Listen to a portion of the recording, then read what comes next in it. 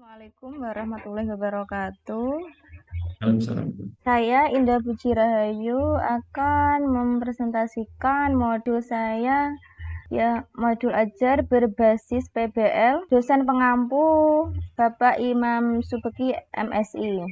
Di sini saya penyusun Indah Puji Rahayu, sekolah SMPN 2 Jiken, dengan mata pelajaran Pendidikan Agama Islam dan Budi Pakerti dengan tema Al-Quran dan Sunnah sebagai pedoman hidup. Kelas 7, alokasi waktu 2 JP dikali 40 menit. Tahun pelajaran 2024-2025.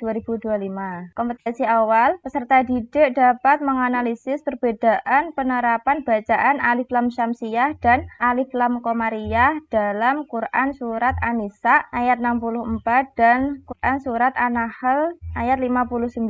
Profil pelajar Pancasila dan pelajar Rahmatan lil Alamin. Yang pertama, beriman dan bertakwa kepada Tuhan Yang Maha Esa dan berakhlak mulia, mandiri, bernalar kritis, kreatif, bergotong royong, berkebinekaan global. Sarana dan prasarana yaitu Al-Quran dan terjemahannya, laptop, LCD, kamera, speaker, dan lain sebagainya. Target peserta didik, modul ini digunakan untuk peserta didik. Diharapkan peserta didik mampu menganalisis bacaan alif lam syamsiyah dan alif lam qamariyah. Tujuan pembelajaran yaitu peserta didik dapat menganalisis perbedaan penerapan alif lam syamsiyah dan alif lam qamariyah dalam Quran Surat An-Nisa dan Quran Surat An-Nahl. Kriteria ketercapaian tujuan pembelajaran: 1. Peserta didik mampu menganalisis perbedaan penerapan bacaan alif lam syamsiyah dan alif lam qamariyah. Yang kedua, siswa dapat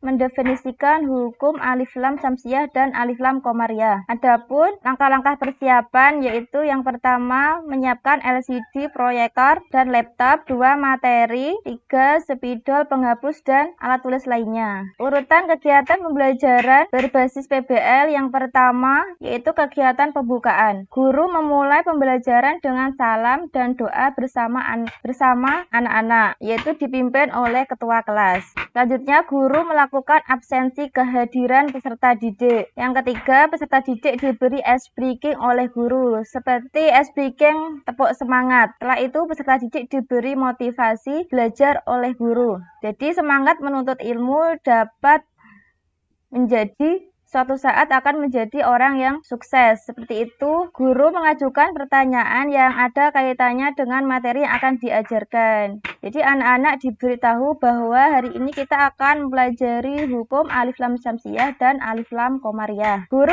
memberitahu materi pembelajaran yang akan dibahas. Selanjutnya, guru menyampaikan tujuan pembelajaran kepada peserta didik, yaitu peserta didik dapat memahami alif lam syamsiyah dan alif lam qamariyah dan penerapannya dalam Quran Surat An-Nisa dan An-Nahl. Guru memberikan tentang pentingnya mempelajari ilmu tajwid, yaitu pentingnya ilmu tajwid bisa membuat kalian bacaannya lebih baik dan lebih benar. Kegiatan inti yang pertama yaitu orientasi. Peserta didik mengamati video. Peserta didik mengamati video yang telah disediakan oleh guru. Yang kedua, organisasi untuk belajar. Peserta didik dibagi menjadi beberapa kelompok. Yang ketiga, investigasi individu dan kelompok. Peserta didik melakukan eksplorasi, yaitu mencari data atau referensi sumber dan mendiskusikan permasalahan dan sumber data yang diperoleh. Pengembangan penyajian. Setiap kelompok menyusun laporan singkat atau mempresentasikan hasil diskusinya di depan kelas. Analisis evaluasi proses pemecahan masalah. Guru membimbing dan memberi feedback selama proses diskusi. Peserta didik menyajikan temuan mereka di depan kelas. Kegiatan penutup. Guru menyimpulkan materi, meluruskan kesalahan, dan memberikan umpan balik. Jadi guru menyimpulkan materi apa yang kita pelajari hari ini.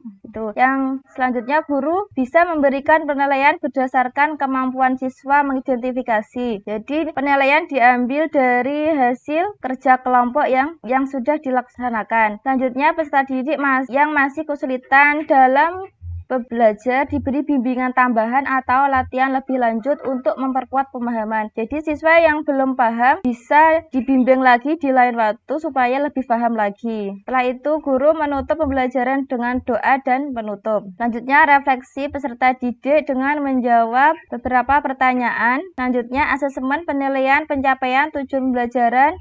Yang pertama, asesmen sikap. Guru mengamati perilaku siswa selama proses pembelajaran termasuk keterlibatan aktif dalam diskusi dan latihan. Asesmen pengetahuan. Soal pilihan ganda atau IC tentang perbedaan alif lam syamsiyah dan alif lam komariah. Asesmen keterampilan. Siswa diminta membaca ayat-ayat yang telah dipelajari khususnya yang mengandung hukum bacaan alif lam syamsiyah dan alif lam komariah. Refleksi guru, apakah pembelajaran sudah melibatkan peserta didik secara aktif? Kegiatan remedial dan pengayaan. Kegiatan remedial dilakukan dengan cara melihat hasil asesmen, mengulas kembali materi yang sulit. Kegiatan pengayaan dilakukan bagi siswa yang mencapai ketuntasan belajar, selanjutnya dapat mengikuti kegiatan pengayaan yang berupa pendalaman materi. Sumber referensi atau daftar pustaka yaitu dari Al-Quran dan terjemahannya dan buku paket PAI. Oke, Bu Indah.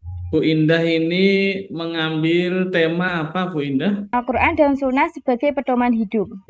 Menggunakan kira-kira di MA ini apa? TP-nya apa TP-nya? Tujuan pembelajaran yaitu capaian kompetensi yang diperoleh siswa dalam satu atau lebih kegiatan pembelajaran. Kalau misalnya MA ini nggak ada TP-nya, bisa nggak kira-kira?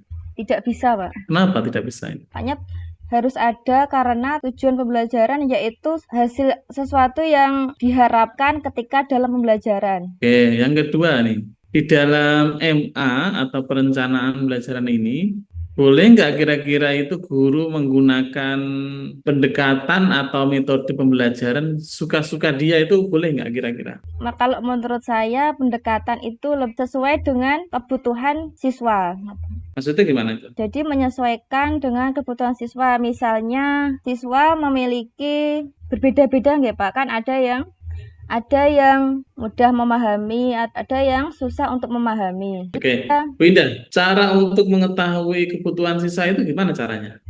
Caranya dengan kita kan sering bertatap muka nggak Pak? Jadi kita mengetahui siswa ini memiliki kebutuhan yang bermacam-macam. Misalnya dengan banyak siswa bisa memahami dengan melihat, hanya melihat dia sudah paham. Oke, cukup.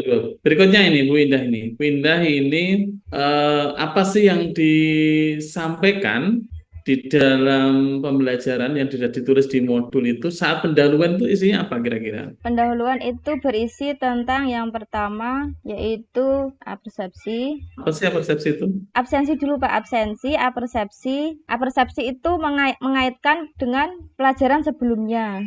Contoh dicontohkan Pak. Semisal ini kan materi tentang alif lam syamsiyah dan alif lam komariah. Nah, sebelumnya kita bertanya kepada anak-anak siapa yang sudah pernah belajar tentang ilmu tajwid gitu Pak. Masa persepsi seperti itu? Mengaitkan. Oke, yang kedua. Selain absensi, persepsi, apalagi kira-kira Bu Indah? Motivasi. Coba simulasikan cara motivasi siswa seperti apa? Nah, motivasi yaitu gini. Anak-anak harus semangat yang belajar ya, supaya suatu saat menjadi orang yang sukses. Belajar itu bisa mengurangi kebodohan. Jadi yang belum tahu bisa lebih tahu gitu. Masa motivasi siswa kayak gitu? Ya nggak meyakinkan lah. Sambil gini anak-anak silakan belajar yang rajin. Ya nggak meyakinkan. Gurunya saja nggak meyakinkan. Masa mau jadi guru profesional nggak meyakinkan. Meyakinkan kepada siswanya, motivasi itu ya setidaknya akan dijadikan inspirasi bagi siswanya. Contoh ini, Assalamualaikum warahmatullahi wabarakatuh. Semangat pagi anak-anak semuanya. Apakah hari ini sudah sarapan semuanya? Sudah. Sarapan bagian dari menyelesaikan kebutuhan tubuh kita. Karena sehat, bla bla bla gitu. Kayak gitu caranya.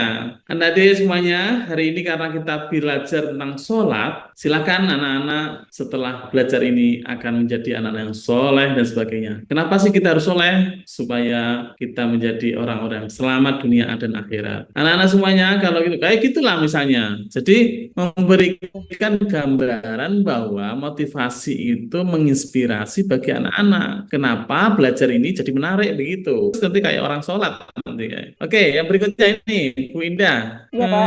PTK-nya apa kira-kira judulnya? Upaya meningkatkan pembelajaran Al-Quran dan Sunnah sebagai pedoman hidup melalui model siklus pada peserta didik kelas 7 SMP Negeri 2 Jiken, Kecamatan Jiken, Kabupaten Blora, tahun ajaran 2024-2025. Oke, apa sih indikator keberhasilan di PTK itu? Peserta didik dapat meningkatkan pemahaman tentang Al-Quran dan Sunnah sebagai pedoman hidup. Iya, apa kira-kira? Indikatornya apa? Peserta didik dapat memahami ayat-ayat Al-Quran. Peserta didik dapat memahami Yang di TP-nya ini memahami atau mencermati atau melaksanakan atau melafalkan atau apa? melafatkan, Mbak. Iya, berarti melafalkan, jangan memahami. Oh iya, Level memahami itu di bawahnya melafalkan, bahkan mempraktekkan gitu. Oke, cukup Bu Indah. Kayak sampai sini di ujian komprinya. Terima kasih. Boleh keluar. Assalamualaikum warahmatullahi wabarakatuh. Waalaikumsalam warahmatullahi wabarakatuh.